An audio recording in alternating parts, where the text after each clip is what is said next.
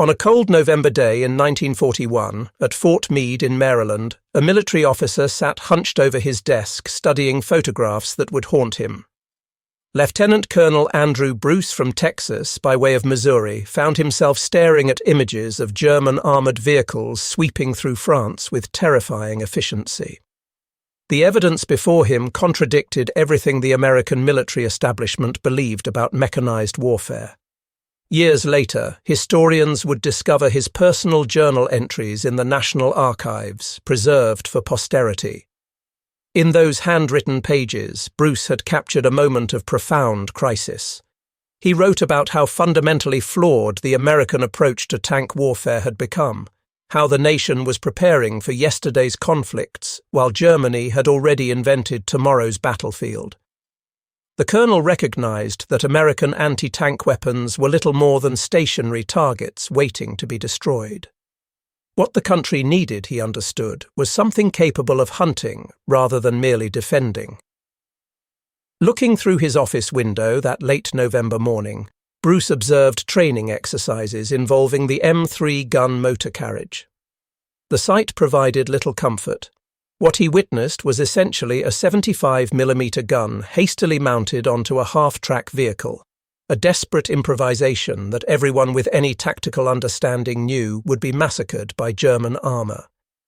Across the Atlantic, German panzer divisions were achieving devastating kill ratios against static defensive positions, sometimes reaching 10-1.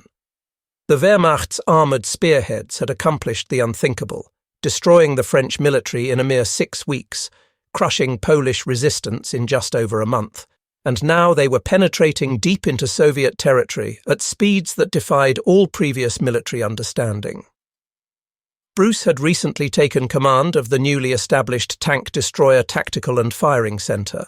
In just 10 days, the world would change forever when Japanese aircraft bombed Pearl Harbor, dragging America into a global conflict for which it was woefully unprepared.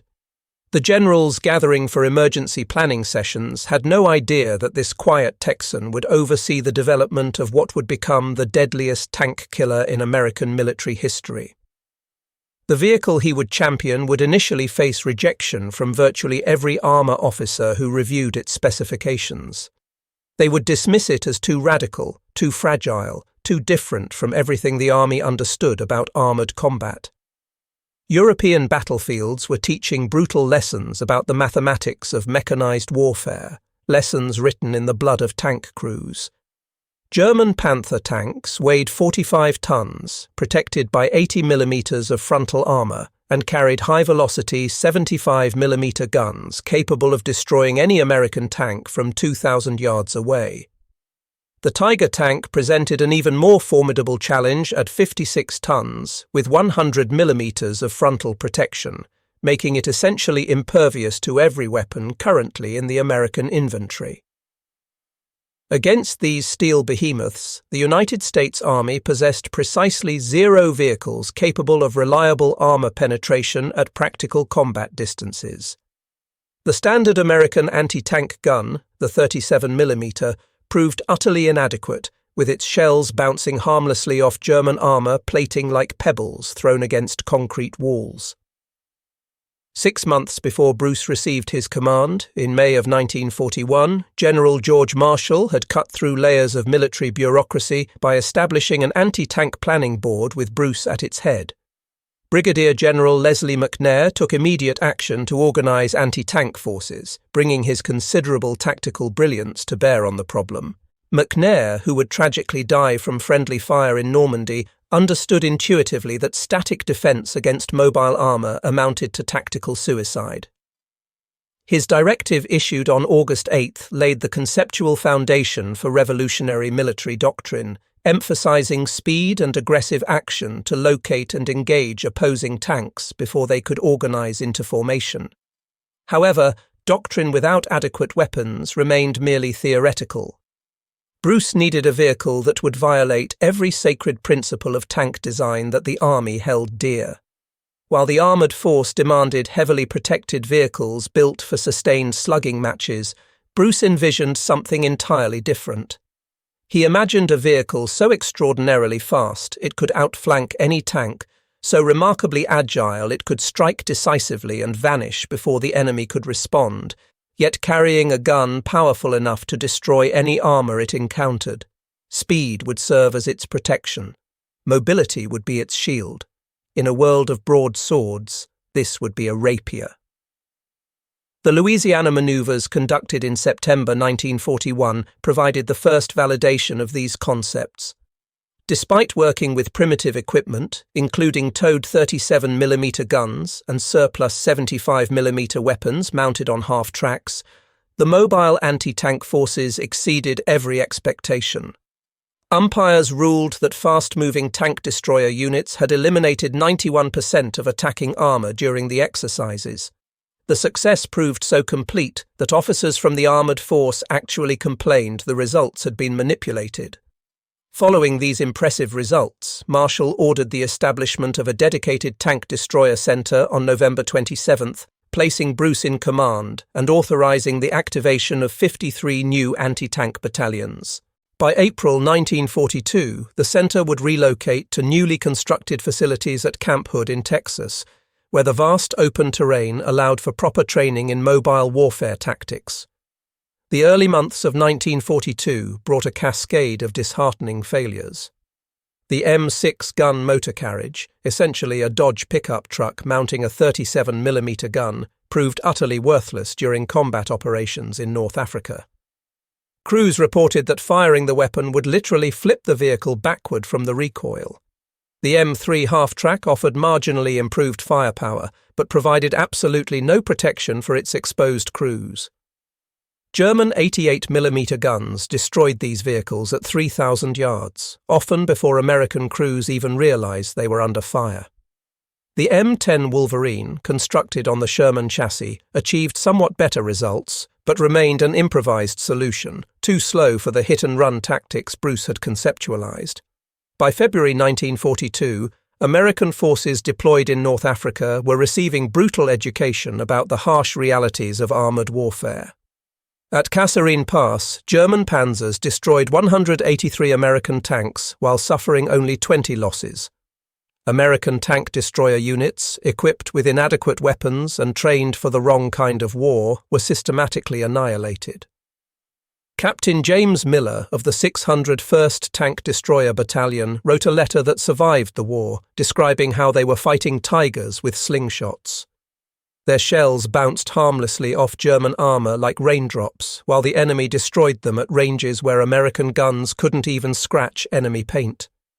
In this atmosphere of crisis and defeat, an unlikely partnership emerged.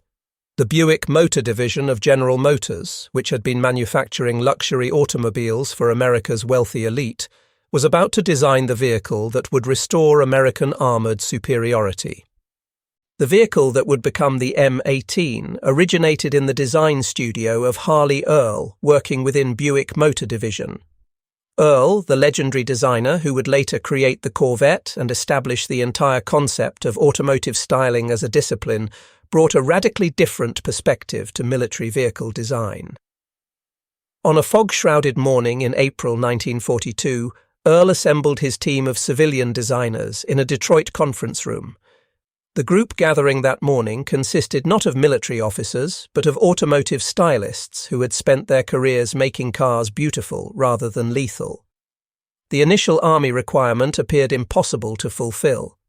They needed to design a vehicle weighing under 20 tons that could reach 50 miles per hour, mount a gun capable of destroying any German tank, and be mass-produced using automotive rather than traditional tank manufacturing techniques. Army tank designers had already declared the specifications unachievable. Earl's team, unburdened by military orthodoxy and conventional thinking, saw possibilities where military professionals saw impossibility. The first sketches, now preserved in the GM Heritage Center, reveal a vehicle that resembled a sports car more than a tank. Low and sleek, with a raked hull and open turret designed to save weight. Where traditional tanks stood tall and imposing, Earl's design hugged the ground. Where tanks presented heavily armoured boxes to the enemy, his vehicle used sloped surfaces to deflect rather than absorb incoming fire. Every line, every angle received optimization for maximum speed. Earl's staff even designed the Hellcat logo, depicting a wildcat biting down on crushed tank treads, accompanied by the motto that would become the rallying cry of tank destroyer forces: seek, strike, destroy. Buick engineers initially thought the designers had completely lost their minds. The armour specification called for maximum thickness of just 1 inch, less than half what German tanks carried for protection.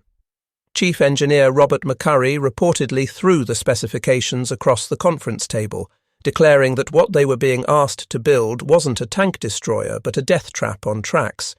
However, Charles Chain, Buick's Vice President of Engineering, recognised what others missed. If the vehicle could achieve truly extraordinary speed, it wouldn't need heavy armour because it simply wouldn't be present where enemy shells landed. Through the blazing summer months of 1942, Buick engineers performed what military historians would later describe as miracles of innovation.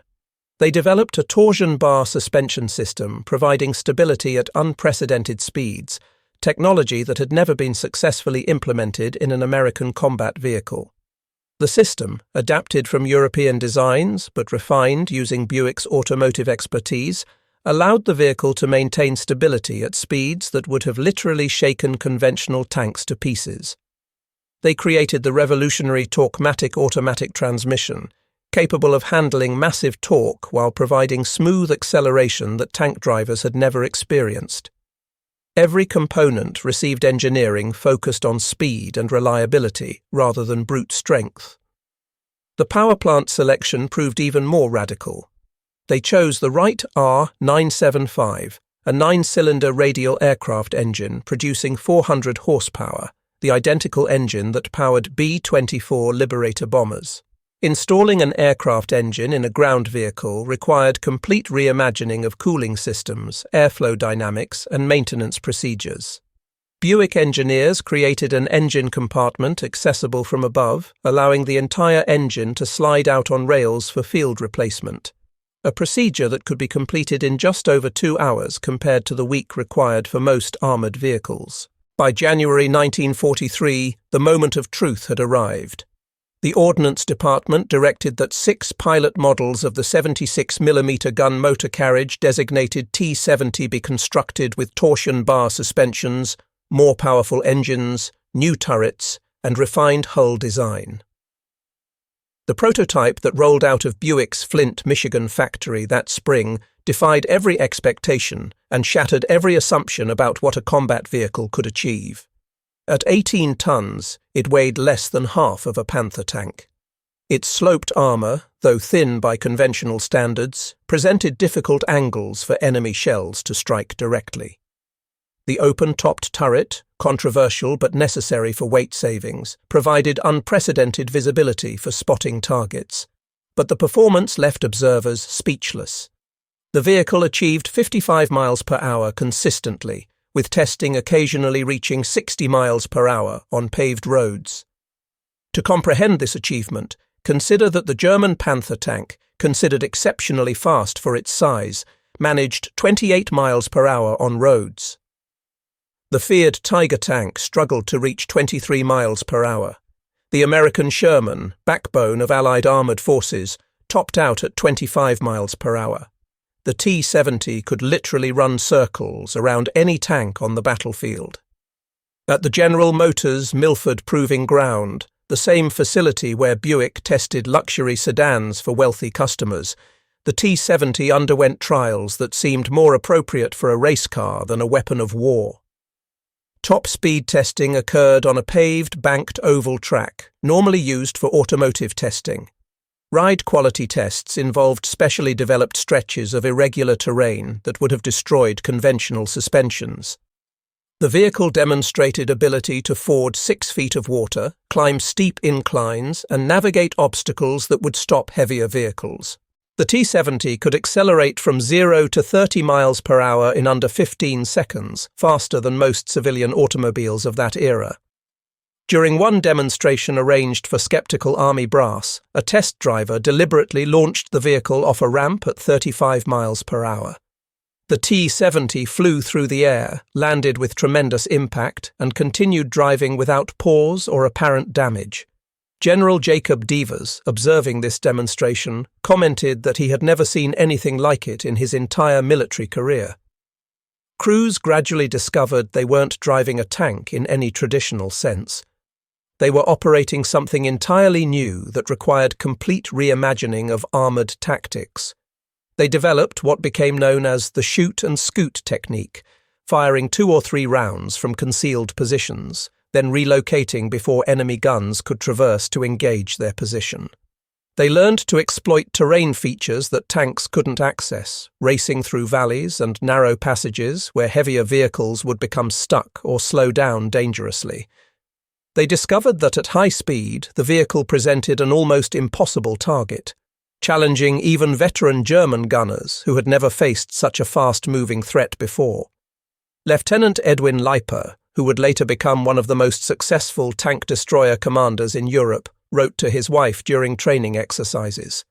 He described how they were learning to fight like Apache warriors rather than conventional soldiers, hitting the enemy where they didn't expect attacks, from angles they couldn't defend, then vanishing like smoke before the enemy could respond.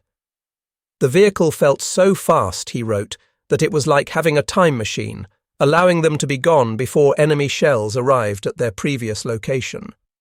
The Tank Destroyer Board officially adopted the T-70 as a project on the final day of 1942. Between then and late November 1943, the board conducted exhaustive testing, producing 16 complete reports recommending 137 modifications and improvements. Every change received testing at both Milford and Aberdeen proving grounds, with Buick engineers working directly alongside military crews to refine the design. The turret traverse received acceleration. Gun stabilization improved significantly. Radio equipment was repositioned for better protection from enemy fire. Storage compartments were added for ammunition and crew equipment. July 1943 marked the beginning of mass production at Buick's sprawling Flint plant.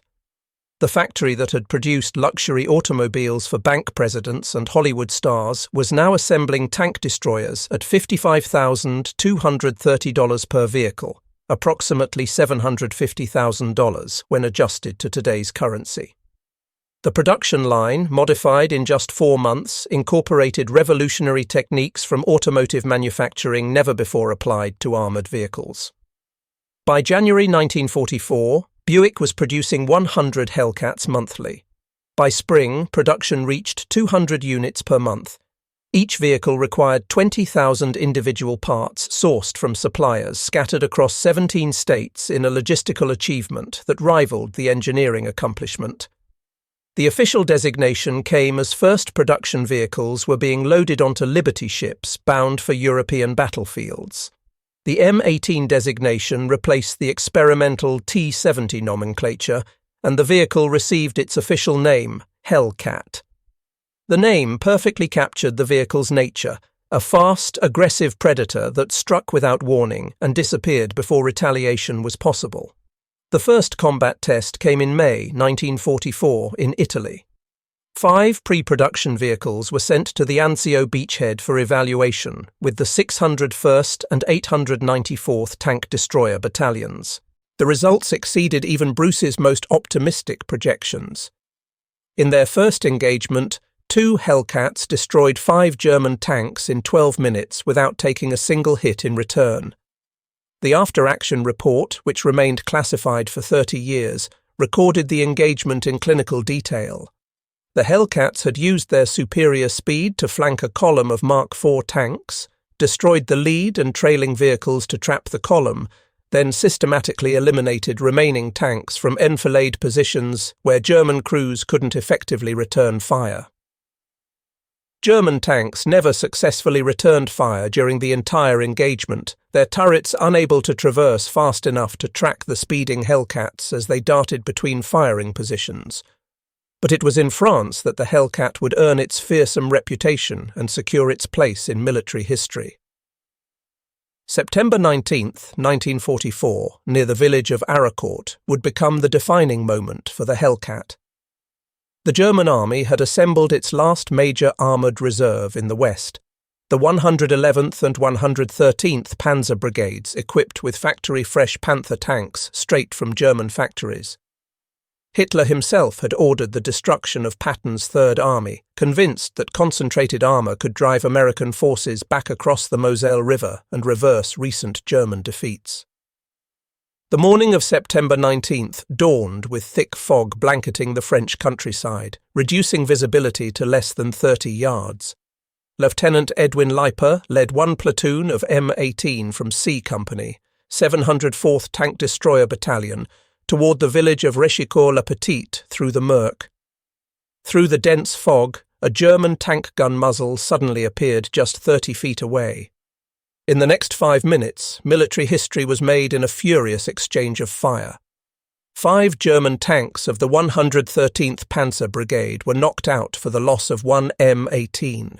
The platoon continued their devastating work throughout the day, destroying 10 more German tanks while losing another 2 Hellcats. One M18, commanded by Sergeant Henry Hartmann, knocked out 6 Panthers single-handedly during this engagement. Hartmann's Hellcat, racing between firing positions at speeds approaching 45 miles per hour, appeared to German observers as multiple vehicles attacking simultaneously. Panther crews reported being engaged by an entire company of tank destroyers when facing just 4 Hellcats moving with incredible speed and coordination. By the time the Battle of Aracourt ended 11 days later, the 704th Tank Destroyer Battalion had knocked out 39 German tanks for the loss of 7 M18s, achieving a kill ratio that stunned military analysts on both sides. More significant than the raw numbers was the psychological impact on German forces. German tank crews, long accustomed to dominating battlefields with their superior armour and firepower, suddenly found themselves hunted by an enemy they couldn't catch or escape. The tables had turned in the most dramatic fashion imaginable. The Battle of the Bulge in December 1944 provided the ultimate test of the Hellcat's capabilities under the worst possible conditions. On December 19th and 20th, Team de Sobry, a battalion-sized task force defending the critical crossroads town of Neuville, was supported by just 4 M18 from the 705th Tank Destroyer Battalion. In brutal winter combat conditions, these 4 Hellcats destroyed 30 German tanks and inflicted between 500 and 1,000 casualties on the elite 2nd Panzer Division in a remarkable defensive stand. The Neuville engagement demonstrated another crucial Hellcat capability: strategic mobility over long distances. Racing at speeds exceeding 50 miles per hour on icy winter roads, a feat that would terrify most drivers in civilian vehicles even today, the Hellcats covered 60 miles in under 2 hours. They arrived at blocking positions 20 minutes before German reconnaissance units even knew American forces were moving to reinforce the town. This kind of rapid strategic redeployment was simply impossible for conventional tanks. Early combat feedback revealed remarkable mechanical reliability that surprised even Buick engineers. Crews reported that Hellcats operated for hundreds of miles under brutal combat conditions without requiring major repairs to armament or engines. Statistical analysis showed that the average Hellcat remained operational 94% of the time, compared to 78% for Sherman tanks and 81% for M10 tank destroyers. This exceptional reliability came directly from Buick's automotive engineering philosophy: build it simple, build it strong, make it easy to fix in the field. But success came at a terrible price that couldn't be ignored. The open-topped turret that saved critical weight exposed crews to snipers, artillery fragments, and harsh weather conditions. The thin armour that provided speed made Hellcats vulnerable to virtually any anti-tank weapon in existence. Testing revealed that 9 out of 30 armour-piercing .30 caliber bullets could penetrate the turret sides at 75 yards. A German Panzerfaust could destroy a Hellcat at 100 metres with a single shot. Even heavy machine guns posed serious threats at close range. Crews understood they were trading protection for killing power and speed. Yet despite all these vulnerabilities, the Hellcat achieved something remarkable that changed the course of armored warfare. It restored American and Allied armored superiority through radical innovation rather than simple imitation of enemy designs. While British and Soviet forces responded to German heavy tanks by building their own heavy tanks in an arms race of weight and armor thickness, America built something entirely different. The M18 compiled the highest kill-to-loss ratio of any American tank or tank destroyer in World War II. Total confirmed kills reached 526 enemy vehicles, with 498 in Europe, 17 in Italy, and 11 in the Pacific Theatre. The overall kill-to-loss ratio stood at 2.4 to 1, an extraordinary achievement. Buick was initially contracted to build 8,986 Hellcats to meet projected wartime demands. However, production ceased at 2,507 vehicles in October 1944, well short of the original contract. The reduced production wasn't due to any failure or flaw in the design, but rather reflected the changing nature of the war itself. By late 1944, German armour was increasingly rare on battlefields, destroyed in combat, or abandoned for lack of fuel as German logistics collapsed. The tank destroyer force had achieved its mission so thoroughly and completely that it had essentially eliminated its own purpose for existence. Lieutenant Colonel Andrew Bruce, observing Hellcat training exercises at Camp Hood in August 1944, told his assembled staff something that captured the entire achievement. He said they had asked American industry to accomplish the impossible, to build a vehicle that could outrun, outmaneuver, and outfight the best tanks in the world while weighing half as much. Industry hadn't just met the requirement, Bruce observed. They had exceeded it in ways nobody had imagined possible at the project's inception. The impact extended far beyond battlefield statistics and kill ratios. Oberst Wilhelm Müller, a captured German tank designer interrogated after the war, told American intelligence officers something revealing about German perspectives. The Germans couldn't understand how Americans built combat vehicles like automobiles, Müller explained. Every Hellcat they examined was identical, with parts perfectly interchangeable and systems completely standardized. The Germans built each Panther like a custom watch, taking weeks for each vehicle with individual fitting and adjustment. Americans built Hellcats like Ford built cars, completing one every few hours on an assembly line. The Germans could build better individual tanks with superior characteristics, Müller admitted, but Americans could build more tanks faster, and that fundamental difference determined victory. The human dimension often gets overlooked in technical discussions about armoured vehicles and military hardware. Crews who fought in Hellcats were predominantly young men from automotive backgrounds, mechanics and hot rod enthusiasts who understood engines and speed intuitively. They brought uniquely American approaches to armoured warfare, treating Hellcats more like racing cars than traditional tanks. Sergeant Michael O'Brien of the 603rd Tank Destroyer Battalion painted flame decals on his Hellcat's hull and installed a horn that played Dixie. His crew welded extra storage racks, modified seats for comfort, and illegally modified the engine governor to achieve even higher speeds than specifications allowed. They weren't traditional tankers, O'Brien explained decades later. They were hot rodders who happened to be fighting a war. 640 early production M18s were converted to armoured utility vehicles between October 1944 and March 1945 by removing turrets and fitting seats for 8 men. These vehicles, designated M39, served as armoured personnel carriers, ammunition haulers, and mobile command posts throughout the remainder of the war.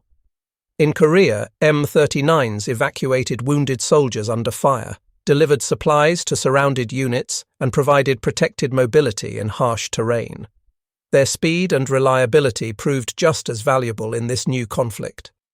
The international legacy extended decades beyond American service in remarkable ways. Hellcats served in Italian, Greek, Taiwanese, Yugoslav, and Bosnian armies long after World War II ended. The last documented combat use occurred during the Yugoslav wars of the 1990s, 50 years after the vehicle's original conception. Croatian forces captured several Hellcats from Serbian units and employed them in rapid maneuver warfare operations. The sight of World War II-era Hellcats racing through Balkan villages in 1995, still achieving speeds that modern armoured vehicles struggled to match, provided surreal testament to the soundness of the original design. Post-war influence on armoured vehicle design cannot be overstated or ignored. Every modern cavalry vehicle owes conceptual debt to the Hellcat's example of prioritizing speed and firepower over protection. The German Bundeswehr's Kanonenjagdpanzer directly copied the Hellcat philosophy when developing post-war vehicles. The French M18 adopted remarkably similar principles in its design. Modern wheeled tank destroyers like the Italian Centauro trace their lineage directly back to the M18's revolutionary concepts. Lieutenant General William Dupuy, reflecting on the Hellcat's influence in 1978, wrote something that captured its lasting impact. The M18 proved conclusively that victory doesn't always go to the biggest or strongest force, Dupuy explained. Victory goes to the smartest, fastest, and most innovative. Every modern cavalry vehicle owes something fundamental to the Hellcat's example of choosing speed over armour and mobility over static protection. The industrial story deserves equal recognition alongside the military achievements. The same Buick factory revolutionizing tank destroyer production was simultaneously manufacturing aircraft engines, ammunition cases, and countless other war materials in a remarkable display of industrial flexibility. Buick initially planned on producing 500 B-24 bomber engines monthly. By 1944, they were producing 2,000 engines per month, quadrupling original expectations. The initial target for aluminum cylinder heads was 25,000 monthly. They achieved 125,000 monthly, completely demolishing original production estimates and demonstrating what American industry could accomplish when fully mobilized. Mary Patterson, one of thousands of women building Hellcats at Buick's Flint plant, recalled in a 1995 interview how she went from being a housewife to welding armor plate in just 3 weeks. The training was intense but surprisingly simple, she remembered. They had broken every task down to basic steps anyone could learn with proper instruction. She personally welded hulls for probably 200 Hellcats during her time at the plant. Every time one came back from Europe with victory markings painted on the hull, she wondered if it was one she had worked on. The psychological impact on German forces was devastating and lasting throughout the war's final year.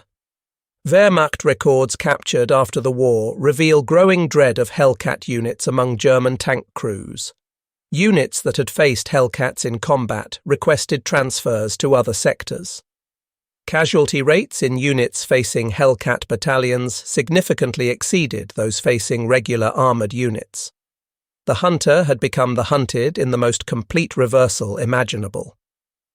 Sergeant First Class Robert Mitchell, who survived 3 separate Hellcats destroyed in combat during his service, reflected in 1990 on the experience. "They all knew they were rolling coffins if they got hit by enemy fire," Mitchell explained. But they also knew they could kill any tank on the battlefield if they were smart and fast enough. "It was a devil's bargain," he said, trading protection for killing power. Most of the crews thought it was worth the risk given the alternative of facing German armour with inadequate weapons. The story reaches its emotional culmination on May 8, 1945, VE Day. In the town square of Pilsen, Czechoslovakia, a battered Hellcat of the 761 Tank Battalion sits surrounded by celebrating civilians. The vehicle bears the scars of countless engagements, its thin armour pocked with shrapnel damage, tracks worn from thousands of miles of warfare across Europe. But it had made it to victory, surviving against all odds. On its hull, the crew had painted their combat score in white paint, 31 enemy vehicles destroyed. Sergeant James Washington, who commanded that particular Hellcat throughout the campaign, returned to Pilsen in 1995 for the 50th anniversary of the liberation. Standing before a memorial dedicated to the 761st, he said something that captured the vehicle's essence. The Hellcat was America in steel, Washington explained, quick, clever and deadly when cornered. It wasn't perfect by any means, but it was perfectly American in its approach.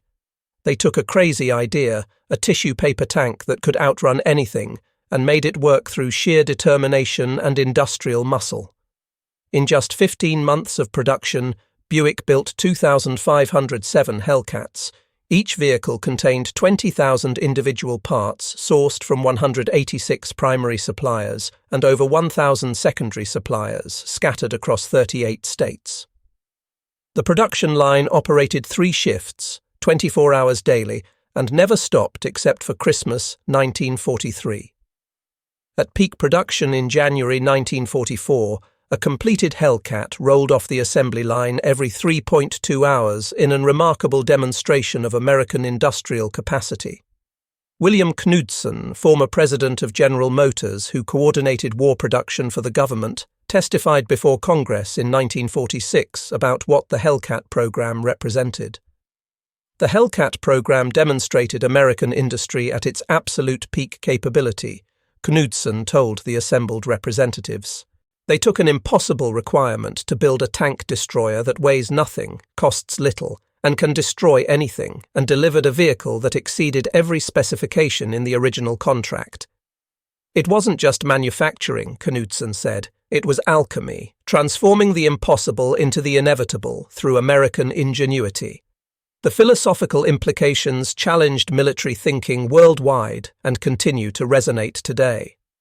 Traditional military doctrine emphasized mass, firepower, and heavy protection as the keys to victory. The Hellcat proved definitively that speed, agility, and precision could overcome brute force when properly employed.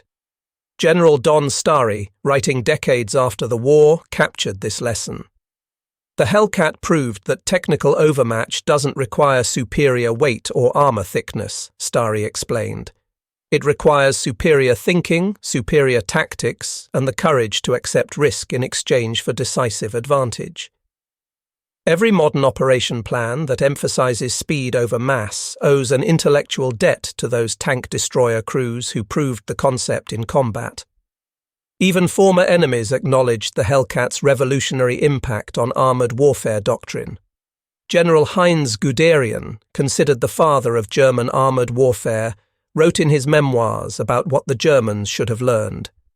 The American M18 represented a philosophy Germany should have adopted, Guderian admitted. Instead of building heavier and heavier tanks that stressed German logistics and industrial capacity, they should have built faster, simpler vehicles in greater numbers.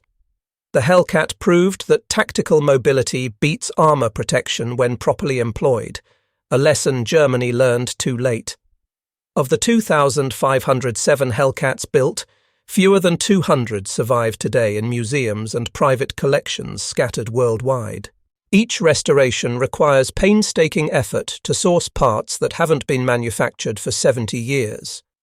Jacques Littlefield, who owned the world's largest private collection of armoured vehicles until his death, spent $400,000 restoring a single Hellcat to perfect running condition.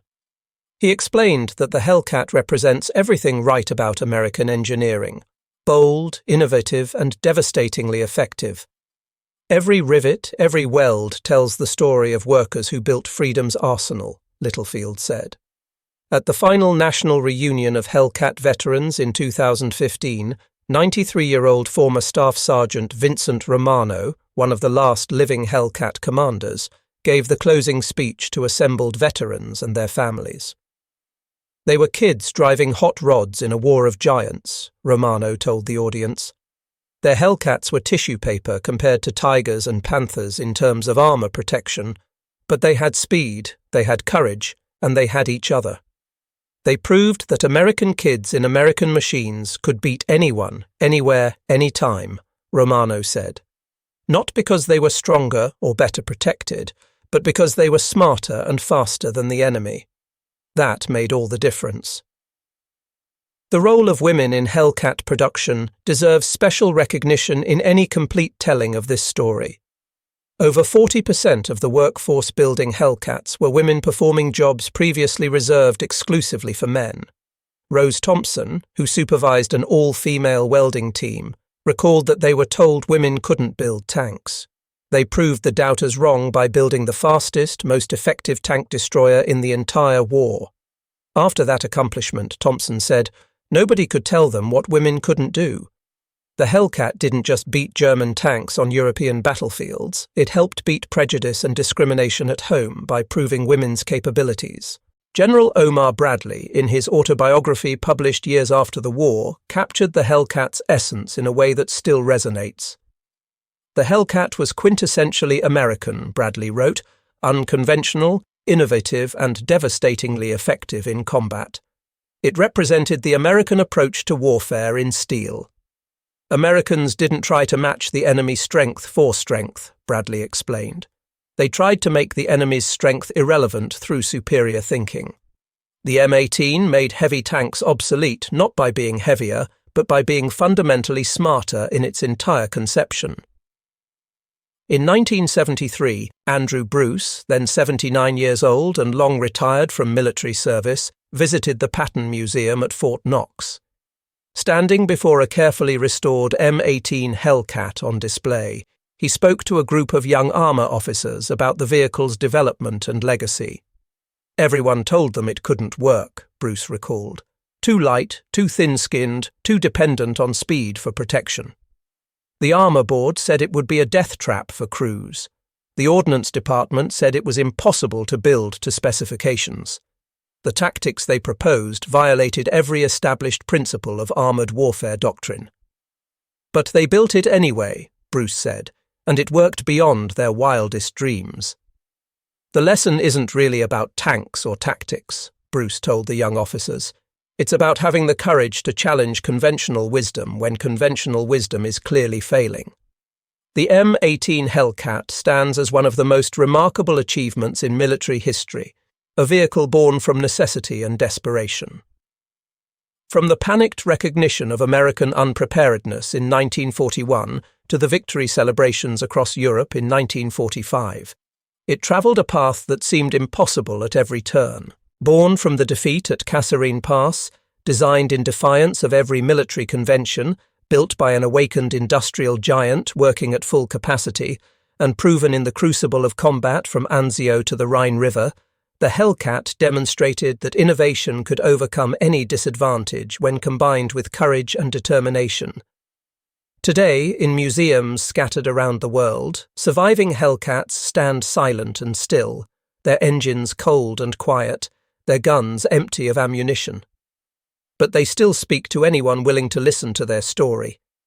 They tell of American workers who built the arsenal of democracy one vehicle at a time, working around the clock in factories transformed for war production.